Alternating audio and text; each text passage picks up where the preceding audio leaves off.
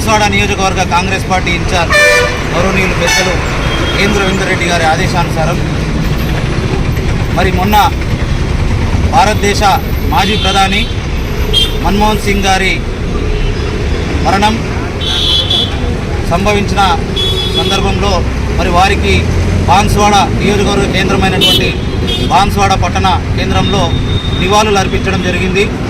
వారి ఆత్మకు, పవిత్ర ఆత్మకు శాంతి చేకూరాలని బాన్స్వాడ నియోజకవర్గ కాంగ్రెస్ పార్టీ తరఫున మేమందరం కూడా నివాళులు అర్పించడం జరిగింది.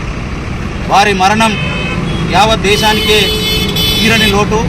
మరీ ముఖ్యంగా కాంగ్రెస్ పార్టీ ఒక గొప్ప నాయకుడిని కోల్పోయిందని చెప్పేసి కూడా ఈ సందర్భంలో తెలియజేస్తా ఉన్నా. వారు భారతదేశ ప్రధానిగా కాకముందే మరి వారు ఒక ఆర్థికవేత్తగా, మరొక ఆర్థిక మంత్రిగా పనిచేసినటువంటి సందర్భం మనందరూ కూడా తెలుసు. మరీ ముఖ్యంగా చెప్పాలంటే వారు సౌమ్యులు, మృదు స్వభావి. అలాంటి నాయకుడు అతి కొద్ది మంది మంచి నాయకులలో మన్మోహన్ సింగ్ గారు ఒక నాయకుడు అని చెప్పేసి నేను గర్వంగా చెప్తా ఉన్నా.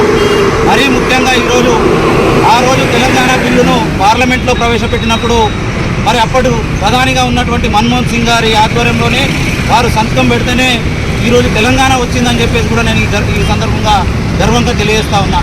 మరి అలాంటి ఒక మంచి నాయకుడిని, మరొక మంచి ఆర్థికవేత్తను, మరి వారు చేసినటువంటి ఎన్నో సంస్కరణలు, ఆర్థిక సంస్కరణలు ఈరోజు ప్రపంచంలోనే మరి భారతదేశాన్ని ఒక